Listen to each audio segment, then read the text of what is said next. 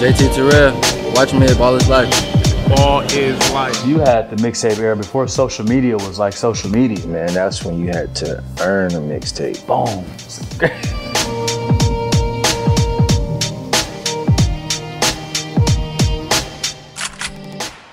What was it like? So when you had a mixtape drop and everybody in your city saw it? Social media wasn't what it was today, so. You gonna wake a lot of people up, man. I feel like people went to sleep a little bit. You went crazy in the creators, man. I said, hold on. You came in standing on business. I wasn't gonna dunk it until I seen you coming. Me and Reggie Bullock from the same state. Every time I seen Reggie, cakewalk, no respect. Who is JT Terrell now?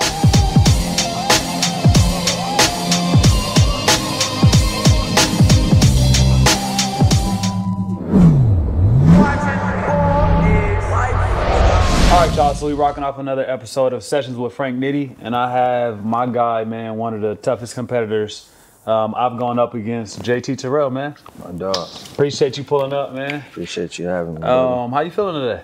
Man, I'm feeling good, man. Feeling good. Taper looking good, face looking good. I love to see it, man.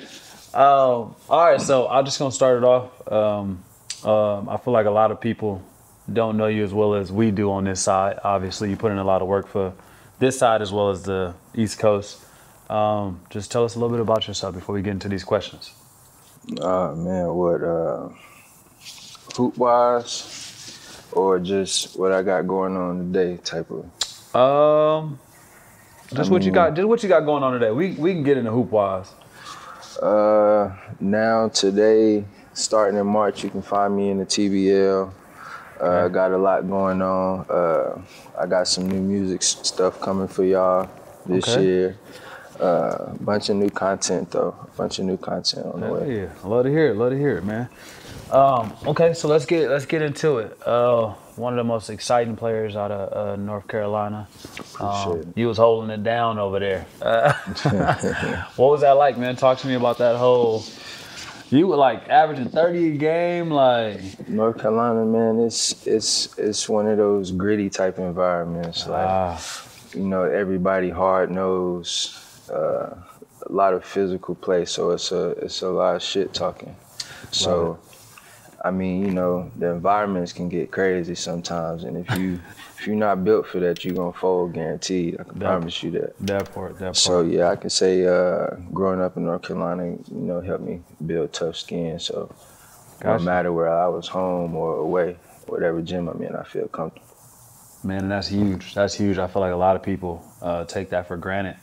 I've seen a lot of players who are talented but don't got that dog in them, and then they run into one, and it's like they kind of freeze up. Yeah.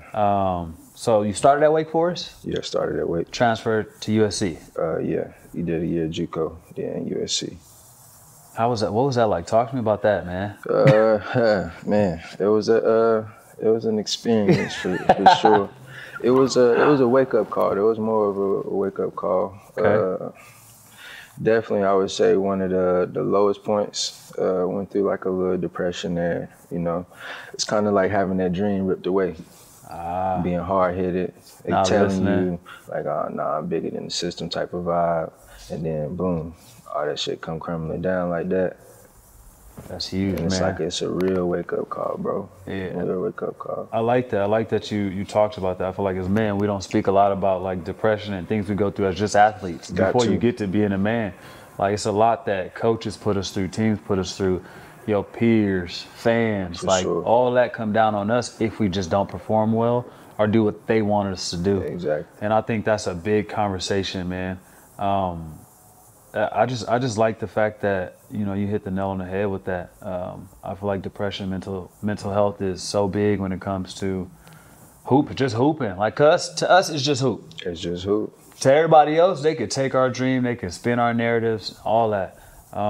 So no, I feel you on that a lot. That kind of, what really hit me right there, and it's funny you said that because I actually had to bounce back from Weber to a Division II, so I had to be humbled. Yeah. So I know what somebody snatching away, you know, that dream is like.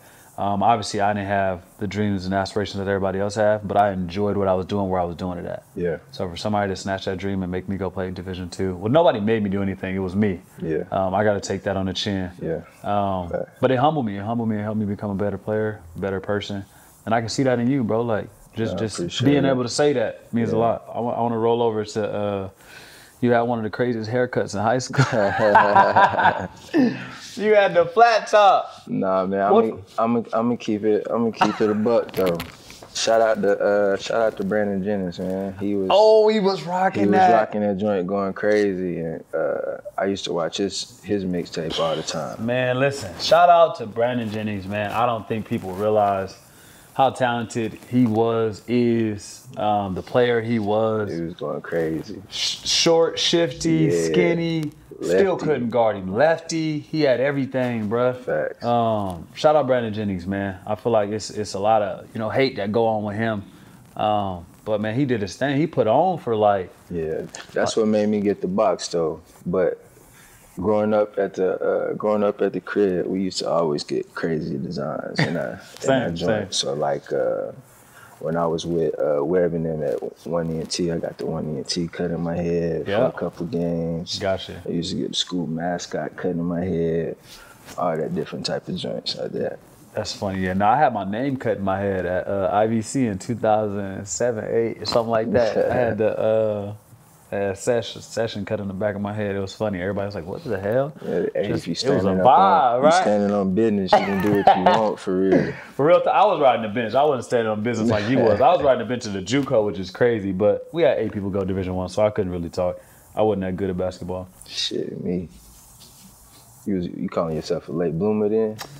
Yeah, I was a late bloomer. I just ain't had nobody that cared, to be honest. I ain't had nobody that really like put me to the side and work out with me. I'm like, cause since I got to LA, every time I see Frank step on the court, shit, nigga, that's the only nigga you walk out of that bitch remembering for real. I mean, just respect for real. Nah, I appreciate that, bro. You know how I get down, bro. Like I'm from that era of just competing, and like when you compete to get better. I ain't coming in there to like be friend. Like we can be friendly before we hoop. Once we on that court, we gonna compete. We gonna get after it. And we gonna get better.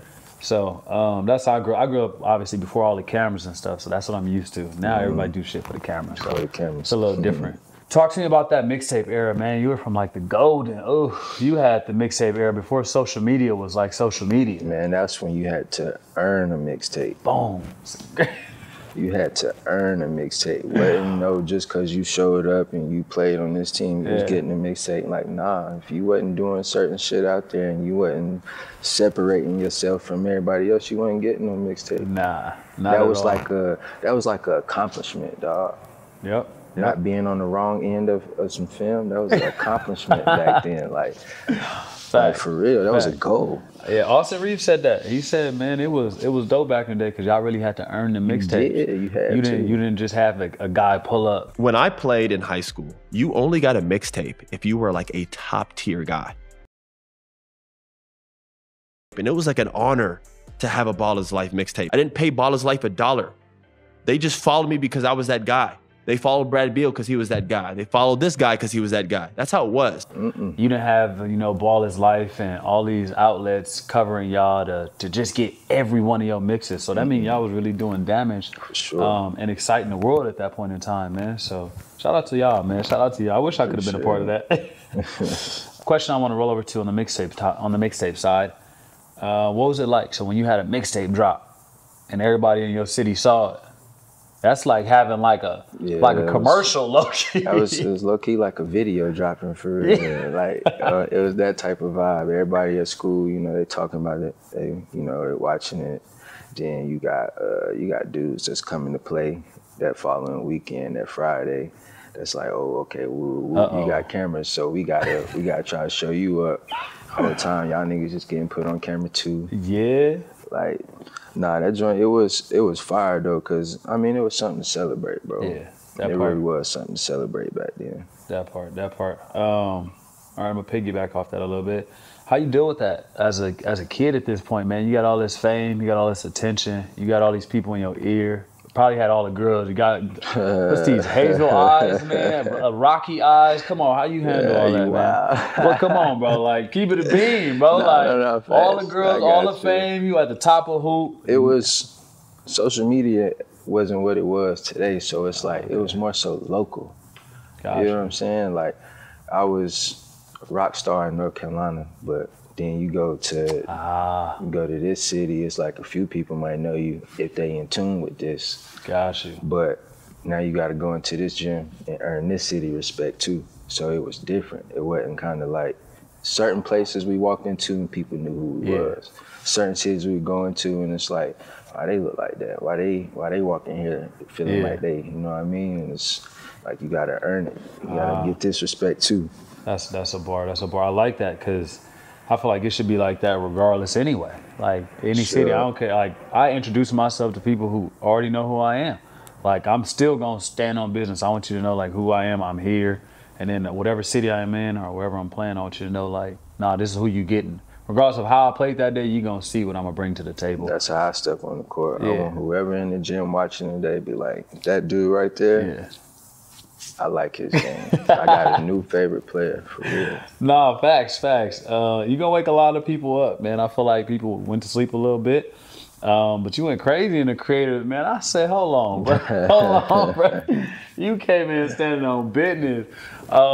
And I think you got a little fly-by dunk on me, man. It was a little. I ain't want to say nothing about it. Nah, I'm gonna bring it up. I'm a real one. You know me, bro. I had a little. It wasn't no contact. You wasn't even. I got out the way. I ain't dealing with no. I wasn't gonna dunk it until I seen you coming, and I'm like, well, shit. Now either this, if I lay it, you gonna block it though. Yeah, I would block it. You know what I mean? So it's like it's either go hard or go home. It's like certain people you can't play with. No, facts. We gotta run that clip too. I want to see it because Fito was fronting the post. They threw it over the top. Which I'm impressed because a lot of people can't make that pass. So they threw it over the top. He caught it and drop stepped, and I kind of like went to go block it, but I saw him powering up. So I just said, I'm gonna fly by and get out the way. So I definitely want to see that clip. That's funny. I didn't think you remember that. Boy, we keeping a little bank over there, huh? Nah, man, they be talking about it. Nah, facts. I know they had something to say. They didn't say no while I was there though. Nah, you know how it go. You know how it go, man. All right, so John Wall is considered to have one of the best mixtapes of all time, and you play with him on D1 Sports. Talk a little bit about that, man. Man, that's not a line statement right there. That's a factual statement. And that dude different, bro. Yeah. Still ain't played with a point guard like that yet. Shout out John Wall, man. Got to. Shout out 5, man. Yeah, he should still be in the league. He should still be doing his thing, man. For sure. He's so talented. So for sure. Yeah, I hate to see stuff like that. John was one of those point guards, though, who could do everything, bro. This end, that end. And the dude was so fast. If you not running the court, you won't touch the rock. You won't. Gotta run the flow? You got to. That was 94 feet, corner to corner. That's crazy. Corner to corner. Y'all probably was going crazy. Yeah, y'all probably was going crazy. Man, we was out there having fun. What you was running, the 2? The 2. It's a sick backcourt. Yeah, me at the 2. Yeah. Ryan Kelly, 3, 4. We had some bigs. Yeah, that's a crazy. Just I always like, one thing I like hearing about is like people who, when they pair up, how they do with each other. Cause like, some people take a back seat when a person like that, like an alpha like that is on the court. Me and John, I think the first time we met, I was like 10 or 11. We was playing against each other at a tournament in Burlington. He had like 50 something on us. At 11? At 11. He was like 11 or 12, bro, because he a year older than me. He was like 11 or 12. 50 at 11 or 12 is crazy. 55 to be exact, if I'm not mistaken, bro. It was 55. He had the 55 on you? Yeah. I took it. It wasn't on me, bro, but it was all like fast break layups. He been that fast. That's crazy. He was rebound and getting through. Handle was right. Always been like that. Bro, always stayed with a ball. I think when I was 13 was when I had linked up with him and a couple other guys from Raleigh I had known, and we was on our first AAU team together. Gotcha. That AAU team split, and me and John chose to stay together, and we went with D1 Sports. That was the start of D1 Sports. So me and bro been hooping since I was like 13, 14. Damn, that's crazy. So by the time the cameras that came around, chemistry was crazy. Yeah, y'all already knew with each other, jailed we up. lived down the street from each other, 45 minutes. So he this way one weekend, I'm that way one weekend. So we at the park, we playing against people in the park. So we out there practicing on the small rim, all types of fast break situations and shit. So when we got to the game, that shit was just easy. What age is doing this at? Shit, 14, 15, for real. When it first got started. Listen, this is crazy to hear. Because you know what I was doing at that age, bro? Skateboarding with the Mexican homies. I didn't even touch a basketball, bro. If it wasn't lunch, like with the regular homies, like I ain't even touch no hoop. So I see like just even think about y'all working out at this age and like practicing on things y'all can do in the game, bro. Like that shit didn't even come to my mind, bro. Yeah, bro. So I see why like y'all propelled in life how y'all did, bro. That's amazing to hear, bro. That type of dedication at that age. It's crazy. All I want to do is play video games and skateboard. Y'all was like, no, we're going to get to it. Yeah, we was out here chasing. So you kind of named all the players. Can you name like all the quality players on that team off the top of your head now, or is it hard now? Deuce Bello, Desmond Wells, Quincy Miller, Quincy Miller. Bishop Daniels, Stargell Love. Man, it was quite a few. And then, I mean, even after I had left, I think the team was still there for like another year or two. So we still had like some young kids from that came on. Yeah. It was one basketball. Everybody was from North Carolina and was used to hooping with each other. Yeah, that's the play right there. Y'all ain't had no like outside noise. Yeah, y'all was all homies at that point. Was. Yeah. Y'all was all comfortable. And then our coach, man, he was so real. He just used to put it like, hey, this year you in the leader seat. When John leave, it's gonna be your team. So it's, you know what I mean, we riding each other way. John #1 player, boom. You the two man. You gotta get your looks in while they come and look at him. It ain't no jealousy shit. It's all about just being real. You know, it's gonna be his time, it's gonna be your time, then it's gonna be your time, then it's gonna be your time. You get what I'm saying? So it was all kind of like the blueprint was put out there for us. All we had to do was just rock with the system. That part. I feel like a lot of coaches don't do that either, man. A lot of coaches will bring y'all in and kind of just let it be what it is. Yeah, but and like you gotta kind of that shit was in the forefront. So it's like, you know what I mean? Boom, we're gonna share this light, then we're gonna share this light, we're gonna share this light, and you know, we're gonna get it. It's a real brotherhood for real. No, that's a big picture. I learned that last year, to be honest, when I was hooping in the Drew. Xavier Moon and Body Bag, Ty, all these talented younger guys. And in the locker room, I would tell these guys before the game, who our best scorer on this team? Because sometimes people forget. Yeah. And I don't want the fourth quarter to come and motherfuckers forget who need to have that pill. Exactly. So like I had those conversations and I needed everybody in the locker room to tell me who's gonna take our last 2 to 3 shots. I made sure everybody said it was either X, Body Bag, me, or Ty. Like that's just what it's gonna be. It's X and Body Bag first because they score the easiest. There ain't no confusion. None at all. Not with me. I like winning. I don't give a damn. I've done so much. I don't care about nothing else. I just want to win. So as long as I feel like if a coach or a leader can point the team in the right direction, like this who need to have the ball at that point, I feel like that's very important. And it sounds like that's what he kind of did with y'all. Let y'all know like this is how shit go. For sure. Get yours where you fit in. Well, let's keep winning, and then we all can, like y'all gonna eat easily, bro. Like eat. I remember coming to the Drew. And everybody was on my head like, yeah, you got these YouTube players. Y'all ain't gonna do shit this year. I said, yeah, all right. Keep on thinking these niggas just YouTube players, man. But that just shows that, everybody always doubt that shit the little guy. Yeah, I mean, because I seen that when I came to play in the creators thing. It's like, like, all right, boom. I see the clips when I see the clips. I don't really follow people individually like that. Not too many of y'all. Yeah. But when I came, I'm like, bro, there's some real quality hoop. Like, you said that to me. You was like, nah, this is good bump. There's some good bump in here for real. Yeah, the All-Star, that's why everybody's like having fun with the All-Stars Creator League, because it's really like all the top dogs are really like hooping on the YouTube scene right now. So when you bring in everybody together, it's like that glorified pickup we used to have back in the day when you get everybody in on a Saturday, and it's like, man, let's get to it. Everybody home. Yeah. Yeah, we know it's gonna be some good work today. Facts. Okay, going back to your high school journey, man. Tell me a little bit about that.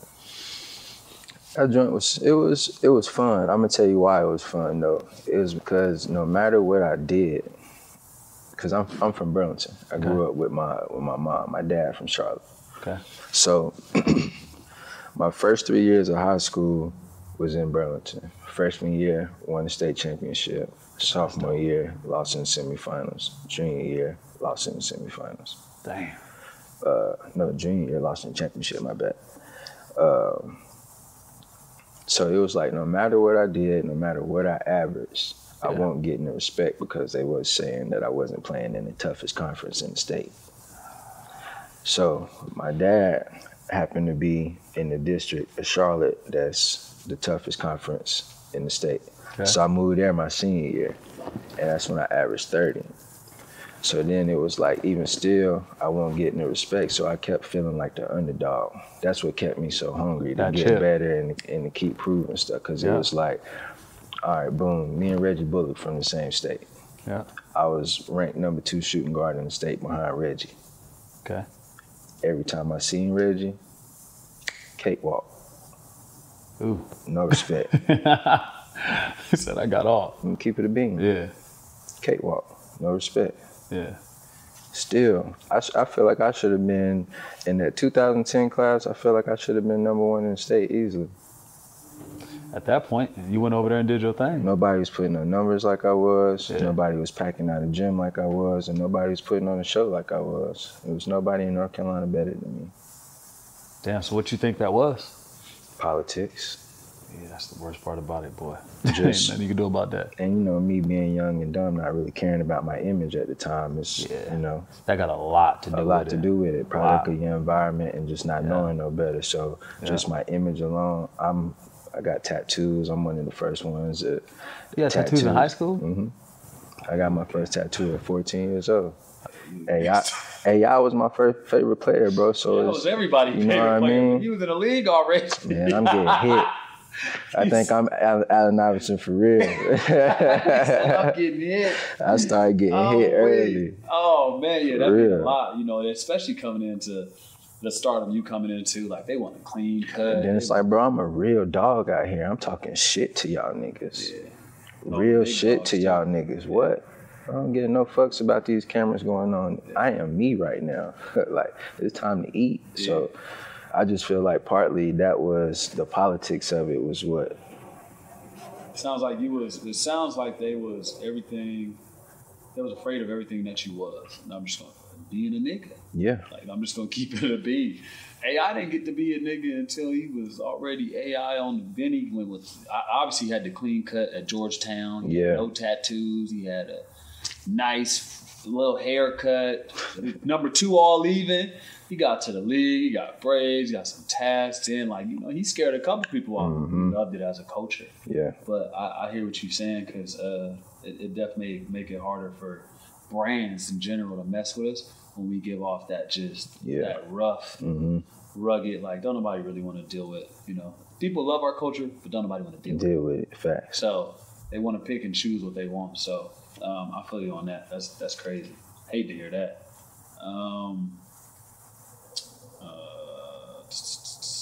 So you transferred from Wake, right? Yeah. To USC. Your last 2 years at USC. Talk to me about how that was. Well, no, you told me about your JUCO experience already. So yeah, you can tell me about the. Yeah, that was fun. That was like going to Division I and then going back to high school again. And playing. It was just fun every night. Gotcha. USC though, that was a dope experience. Coming from North Carolina, which is a lot slower paced than what California is, was a different vibe in total. So I mean, just getting that exposure and that experience, Los Angeles in general was different. That was mind blowing all in itself. But USC school was fun, classes was dope. The people that was actually there when I was there was cool. So it was, you know what I mean? I ain't never want to go back home. Yeah, that part. I ain't never want to go back home, bro. That LA life, it'll do something to you, man. And then it's like, you know, I got people in the league that's coming out here during the summer. Yeah. So you got access to a lot of stuff now. So it's like, bro, I fell in love with LA and I ain't left since. And that's why I tell a lot of people, man, it's hard to get out of it. It's hard to get out of it because everything is so accessible. Everything is so fun. Everything's so obtainable. Facts. I've built so many relationships just by living in LA that I get that for sure. Talk to me a little bit after that 2 years at USC. Those first 2 years was a little slow. I had a bad agent who was trying to negotiate some bad deals, so I missed my first 2 seasons of going pro after I graduated college. Damn. So I ended up not having an agent at all, and I went and took a open tryout in Toronto with the Raptors. Okay. Went to the open tryout, did good, got invited to the private joint the very next day. Went, killed that, and then got invited to training camp. Hell yeah. Went to training camp, made my way on the team, and then I started my pro career in the G League. Gotcha. How do you like that, man? Talk about the G League. I feel like a lot of people don't really. It's fun, but it's cutthroat. As hell. Super cutthroat. Like, I came in, new man, and probably was like, I wasn't on the chart or nothing, bro. I came from the open tryout, like the shit was unexpected. Yeah. So it's like I looked at myself as like the last man on the roster. Yeah. You got to. So coming in, I'm working hard every day, and I just, you can see it. You feel yourself climbing up the ranks. They starting to play you in front of this person who was, you know what I mean? You know how that go. Yeah. So that right there was happening. So then in practice, I'm diving on the floor for a loose ball, big man, fake dive on some fake effort shit, dive, jump on my foot, twist my ankle. Oof. So I get hurt. I'm out for 3 days.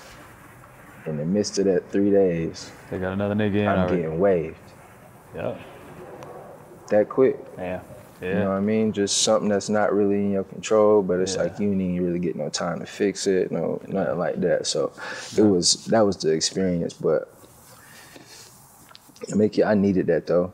Yeah. It was, you know what I mean, to make you appreciate, and then you got to take care of your body too on top of that. I wasn't really lifting like that at the time, and knowing what I know now, if I was really taking care of my body like that, maybe that Don't wouldn't happen like that, you know? Yeah. So. That's a fact. I think that's one of the things I never really talk about, because my thing was more so that I just wanted to, at a point, I just wanted to make money playing basketball. I didn't care where it was at. I didn't care what it was doing. I just knew I was good at it. Again, I didn't never had those aspirations like everybody else, because I just never thought I was good enough. Yeah. I ain't had no trainer. I ain't never work out. I just didn't put in the time everybody else put in. But my G League stint was the furthest I made it. I got cut on media day. On media day. On media day, bro. So not even preseason game. Bro, media day, bro. So I was behind Alex Caruso and Scott Machado. Both them dudes been in the league or going to the league. Great college careers. Like, I knew what it was when it already was, so I wasn't tripping. But the reason they ended up cutting me so late was I was doing so well, and then I still got the footage from that game, I think, if I can find it. But the head coach didn't fuck with me at all. Who was it? Kobe Carl? What's his name? I don't know. One of the sons. He's a son. I don't know his name. I don't know his name. He didn't fuck with me at all. He didn't talk to me. Like, I'm that player that's gonna get after it every practice. Yeah. I'm gonna compete every practice. I'm gonna make sure I'm vocal. I'm gonna do everything right. Yeah. Because I've already done it wrong to where they sent my ass home. So I'm always do it right from here on. From that point on out, I've always done it right in practice and everything.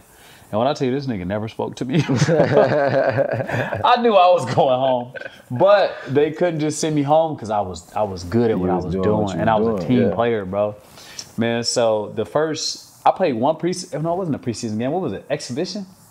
I think it was an exhibition game. We played against the Phoenix team, and they didn't play me at all the first half. And what do most niggas do when they don't play you in the first half? You don't give a fuck about the rest of the game. Nope, not me. I got in the game like I've been playing the whole 4 quarters, bro. I was going crazy. Man, what? I think I ended with 18 off the bench in the second half, and I dunked on somebody. Boy, when I say none of that shit mattered, Hey, but that's how it be though. That's the politics. Bro, none of it matters, man. That's the politics I'm talking about. I got, man, my homegirl, May. May is our dog that be at the Drew. She still got the stat sheet. She got the ticket. She got everything. She's like, I can't believe them, nigga. Every time, like, she see me, she still can't believe. Like, when I say I got in the game and did my thing, like, the GM at that point, like, you know when they call you into the office to tell you going home? Yeah. It just be the coach, really. It don't be and then the GM came down, was like, nah, I want to try to help you figure it out. Like, we see you can play at this level, but we just don't have the spots. Mm-hmm. Boy, they kept some terrible dudes. So I was like, just the head coach don't like me. I get it. So, yeah, the G League super cutthroat. But I was like, that's one of the things where I was like, yeah, I get it, man. But it was a fun time. That taught me a lot, man. That taught me basketball ain't about talent. It's not. It's politics, about man. Talent. It's about situations, man. Sure. And everybody got to like you for your situation to work. Got to. Since we're talking about life shit, what are some of the most valuable lessons basketball has taught you? Sometimes you gotta fail to succeed. That's probably the biggest one. Bar. You know, not every loss is a loss for real. It's for you to find it and sort through it, but it's always a lesson there somewhere. Yeah. So I would say that's the biggest thing. Not really dwelling on the loss, but finding the lesson in the loss. That part, because it's never really a loss if you find that lesson. It's not, because you gain so much from that. Yeah. And then another thing I'm real big on is control what you can control. That's it. That's all you can do. Yeah. I feel like a lot of people get lost in like, man, he ain't doing this. Man, he ain't doing this. Man, I only got 3 minutes. What you doing at 3 minutes? What you doing in your 3 minutes? Yeah. I'm going to make it the most productive, plus, minus. And that's all you can control. That part. I feel like a lot of kids, man, big up to a lot of kids out there. Keep that in mind, man. I know y'all coaches might not be playing y'all. Control what you can control. Don't worry about your fans, your crazy dad telling you to shoot the ball 20 times a game. Nah, you can't. Don't worry about, try to be the best teammate you can be. At the end of the day, if your coach love you, he gonna play you. It's that simple. If you one of them kids that the coach don't really like you because you want to get out there and get them up as soon as you get them up, as soon as you get out there, then it's over, man. It's know your role in your situation. That part, and I like that. That's why I'm like, that's why I brought up the whole Drew League situation, because I feel like a lot of people don't know their roles. Nah, you got to, because one team you might be a scoring point guard, but in this team you might got plenty of shooters around you that we just need you to get 2 feet in the paint and kick to somebody. Oh my God! Do you know that's a talent? I didn't know that was a talent. It is. Bro, you know how many people can't do that? Man, like look, a real hard drive, get to the middle and make a great pass. Bro, you can get paid off of that. Just simple. That simple thing right there, you can get paid. Oh my God, contract sitting in my email right now, man. Man, I'm telling you. I swear it, I'm 35. I'm telling you. It's crazy what people really don't understand. And like when it comes to like overseas hoop, obviously because that's what I did, I never understood when people were like, you don't have experience. And I used to be like, I don't care, I can hoop. But no, you need to experience. You need to experience winning. You need to experience how to win. You need to experience how to play the game. Mm-hmm. Nobody cares how talented you are if you can't win no games for their club. You can't win. You gotta know how to win. Yeah, that's the biggest thing, man. So who is JT Terrell now? The man, the husband, the father. Tell me about that person. Man, I'm a brand new me. Look how happy you is when I ask that question. Nah, man, I like that. My wife, my kids, man, I didn't grown so much, man, from, the young me to who I am today. Like now I actually feel like I'm deserving of what's coming, the blessings that I'm getting, what's rolling in. Yeah. Like, you dig what I'm saying? Like I feel like I got, I ain't gonna say life figured out, because I'm still growing, I'm still getting old, 32. Okay. Just turned 32. Happy belated. Appreciate you, my brother. But for the most part, bro, I feel like I'm in tune with where I'm at in my journey that God got me on right now. I feel like I'm in tune to what's to come next, and I feel like I got that section figured out, bro. I don't feel like I'm out here lost like I was back in the day. You dig what I'm saying? So it's like now I feel like I done found my trail, my path. And I like that. I tell people that all the time. Find your own path, man. Everybody gonna project their views and they passions onto you. That shit don't matter, man. At all, man. Everybody's time is different. Just like what I was telling you earlier. Just it's gonna be his turn this year. He coming out a year before you. He coming out a year before you, so it's got to be his turn next. Like, you know what I mean? Yep. So everybody's time is different, bro, and like you can't judge where you at off of somebody else's success at all, or when they get a certain status or whatever. Like you can't. You know what I mean? You can't. You got to live your life, bro, and that's figure your shit out. And that's so hard to do. I'm gonna tell you why that's hard to do. Because social media is cooking people, man. One post at a time. One post at a time, bro. But you gotta realize that shit, man. Got money to his ear. That shit is a highlight tape. That part. They don't show you the lows. He can't go spend that money right there. Yeah. If he blow this way he got to his ear, that's it. Yeah. That's all he got. Yeah. He ain't gonna tell you that. Nah, not at all. But he's showing you that same fucking knot. Yeah. That part. It might just look a little different. He might have added a little something to it. But social media is a fucking highlight film of somebody like it ain't real, man. It's not real. It's what I want to show you. That part. And I only want to show you the highlights and the good shit. Yeah. It's just like that game where you'll have 7 turnovers, but you dunked on somebody. Somebody think you went crazy that game. Somebody think you went crazy and you done had the shittiest game of your career. Oh man, everybody I love there saying that nigga stunk it up, man. That ain't what I came to see from him, bro. That ain't what I heard about. Oh man, that's the worst. Watching their timeline and seeing you dunk on that nigga in the third quarter like that. Going crazy. Oh, he went crazy. They in the comments talking that shit up. Man, I see that a lot. It's a lot of that going on in the social media world now, man. I see a lot of bad basketball. Yeah. When I go to the highlights look good. Look good. I'm like, shit. But how them highlights unfold is, what the fuck, man? Yeah. Can't respect that shit for real. Oh, damn. Last question. You in the gym every day, working out in the lab. How you feeling about that? Man, shout out to Dev and in the lab boys, man. Shout out my dog P-Sean, man, because that's who brought me over. P-Sean, listen, P-Sean. I think I've said this, but I think you are one of the nicest guys I've ever met and the meanest at the same time. Nah, for real. That court, he's a dog, a dog. That's how we met, though. Me and P, we met in playing AAU, like hitting head-to-head. Pangos All-American camp out here. Together, right? We was at USC together, so we done played 1-on-1 1,000 times. We done went to war. We done went to battles. Like them ones was probably great. Man, what? Come on now. And P, like, he don't like to lose, bro. He don't care who it is. Yeah, for sure. P will get mad. P don't give a fuck.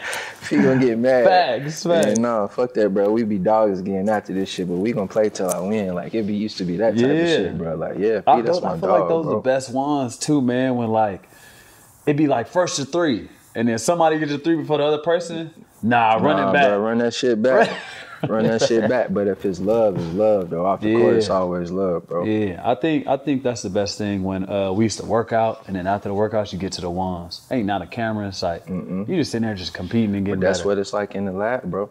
Hey, I have. It's so many hidden rivalries in there that I'm figuring out every day just off of the ones. Like, and you know, they really be keeping mental, like, they keep mental score. Yeah, bro. Like, I don't even care if I lost today. I'm still up on the wins. It'd be like them type of arguments. Like, but nah, bro, that should be, it'd be somebody day different days in there.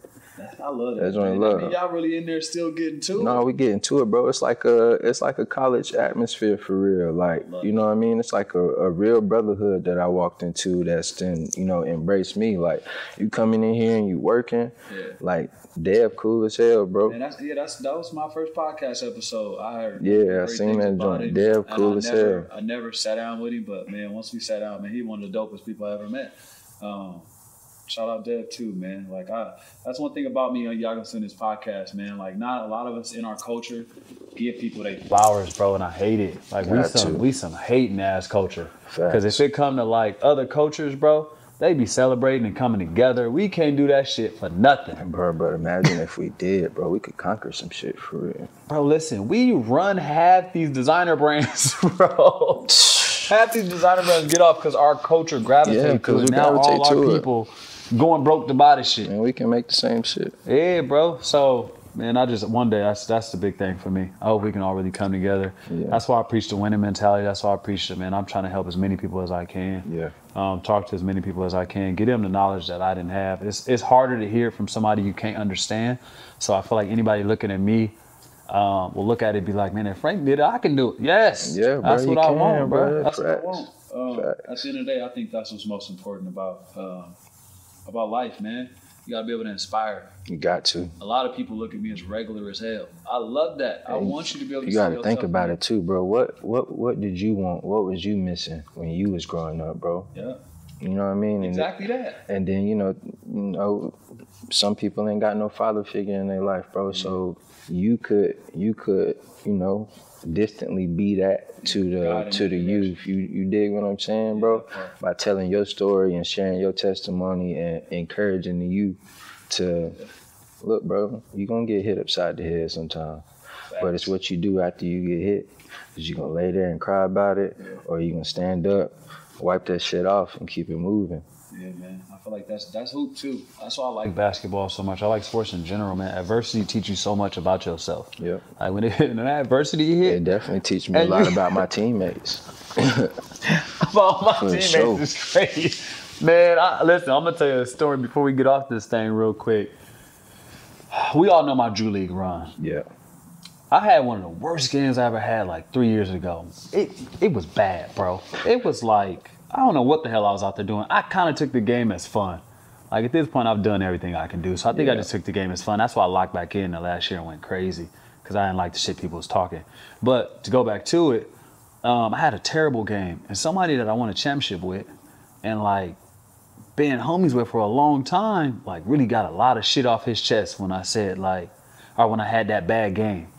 And it really showed me something. Like, and what he said was, I'll never forget it, bro. And I ain't gonna call nobody out because it ain't that deep to me. But it instilled a fire inside of me that I needed. Yeah. And he was like, I think I was like 0 for 8 from 3. And we all know I ain't no shooter. I'm a shot maker. I'm a shot maker, a high IQ player, and a winner. That's what I am. It's what I always will be. I don't care about nothing else. But what he said is if you had a better jumper, you probably could have went to the league. And I just looked at him. I said, bro, why you projecting your shit on me? You was McDonald's this and high Division I recruit. I was a skateboarder going to JUCO. Wait a minute. That's a lot of built up animosity right there, my man. That's what I'm saying. So like, that really rubbed me the wrong way because it's like, damn, you don't watch me win MVP. You don't watch me win championship. You don't watch me go undefeated. You don't watch me kick some of the best NBA players' asses. Like, bro, you didn't really watch me do some shit that a lot of people ain't think I was going to do. That part, bro. And you waited till like one of the lowest parts of my life. You know what I was going through, bro? You know where I was at? You waited for a lowest point in my life to have back and to really get you some shit off your chest? How long you been holding on to this? So, yeah, that's why I brought it up, because when you said it made you think about your teammates, man, it's crazy what people think. Like I've been one of them type of people where I never really trusted easy because I didn't have people stab me in my back before, or people, switch sides and this and that, a whole lot of other shit. But it's like, so I treat everybody with an arm's length. Yeah. You dig what I'm saying? So it's like, yeah, we might ha-ha and we kikiing and this and that. But I really don't know who you is until we go through some fire together, for real. That part. You dig what I'm saying? And that's how I really build my brotherhoods and my camaraderie with people. Like I take you for what you show, but until I really see who you is in that fire. Yeah. And it's crazy because I love the saying, what is it, keep your enemies close, friends closer, or something like that? Friends close, enemies closer. Yeah. However the saying go, but in all hindsight, the people who you love the most and care about the most hurt you the most. Yeah, fact. And that's always the case. Like, if an enemy hurt you, you're supposed to do that. But it's when that family, friend, girlfriend, boyfriend, wife, whatever it is, when they hurt you, bro, that shit hits so much harder. It's different because it's people who know you the most. Yeah. And they know your trigger points. They know what you're scared of. They know everything about you. And to still go through it and do it scares the shit out of me. scares the shit out of me. So I'm one of the people the same. I keep people at arm's distance. I got people I done played a lot of hoop with. They ain't never been in my house. Yeah, like people just scare me. I'm gonna be honest, because like you said, like you never really know what people's true intentions are until you go through that fire and see somebody with real colors. So, no, that's mad dope, man. Mad dope, man. Well. Anybody you want to shout out? Anybody you want to give some love to? Shout out the fam, man. Shout out the gang. Y'all know who y'all are, man. And, shout out to God. Love that, man. Well, appreciate you coming on, my brother. Man, appreciate you for having me. Appreciate you telling your story. That's a wrap for episode 4 of Session with Frank Nitty, man. Let me know who y'all want to see next, man. Got the legend JT Terrell here today. Never know who we gonna have next, man. Until then.